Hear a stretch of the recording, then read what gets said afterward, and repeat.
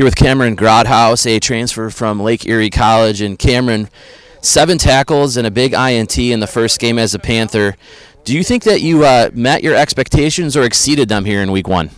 As far as expectations go, I feel like I've just treating myself to a high standard, and I think could always get better. But 7 tackles and an INT is pretty good. I actually had to miss the second half after 12 minutes to go in the third quarter for something that actually got overturned already. So hopefully we can do better next week. That's all I can ask for. You know, what are some of the areas that the defense needs to work on in week 2? You guys did a really good job, held Thomas More to under 300 yards, but obviously there's times where you can see improvement. Yeah. I think the biggest thing for us to improve upon is our communication.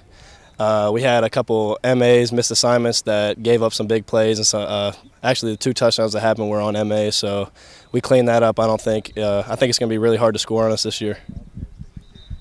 And then for you personally, what are some goals that you want to accomplish here this season?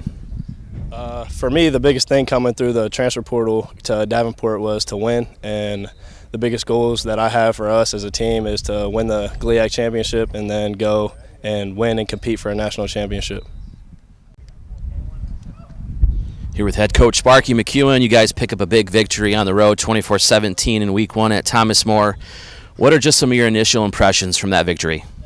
Well, number one, we came out fairly healthy. You know, in that first game, we're always hoping as a staff that we come back and, you know, we have all our pieces together. The other thing is, you know, you go into that first game and you know that there's a possibility of making mistakes. We didn't have a lot of huge glaring mistakes. The one thing, you know, that I had to talk to my ball club about was the penalties. You know, we had 15 for 130. Unacceptable, and our guys understand it. If you want to play championship caliber football, you got to clean up those tough penalties. You talk about that. How do you go about doing that? Is it just an aggressive thing? And, hey, there's moments where you can use that aggression to your advantage and there are moments where you can't. So how do you really go about limiting those penalties? You know, it's funny that you say that, because when you take a look at the teams that lead the country in penalties, a lot of them are the toughest teams in the country. I think it's a brand, a style of aggressive defense and aggressive offense, and you know the caliber, talented players that these teams have. So we don't want to harness these guys by any means, but we can do a better job of educating our players on on certain penalties and things like that. How would you assess the quarterback play? I mean, you guys had 2 guys, Mike Ahoro and DeJuan Mathis. Mike led you guys down to a couple touchdowns early. So assess both of their performances in week 1. Man, I've never done it. I've never had a situation where I could play 2. But 2 is better than 1. That's the way I look at it. And both these young men, they're outstanding, student athletes. Both of them have their degrees. They're great leaders. We have a great situation here at Davenport where both these guys can play, and they do things. Both of them throw the ball well, and they run the ball well as well. So at this point, we're just going to keep rolling with 2 of them, and if that continues to get us W's, we're going to keep going with it. You guys had a hot start on offense, scoring your first 2 possessions. How do you maintain that momentum? I know it's hard to score on every possession, but how do you maintain that throughout the course of a game? Consistency. You just got to keep putting in the work and allow the kids to.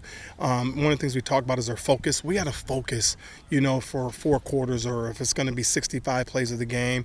It gets tough, but young people, that's one of the things that you deal with, early in the season. So these are things that I think that we talk about in practice, and we'll continue to make sure that our players are aware of that.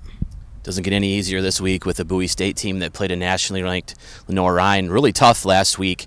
Didn't allow them to score in the first or the fourth quarter. So how would you assess this week's opponent?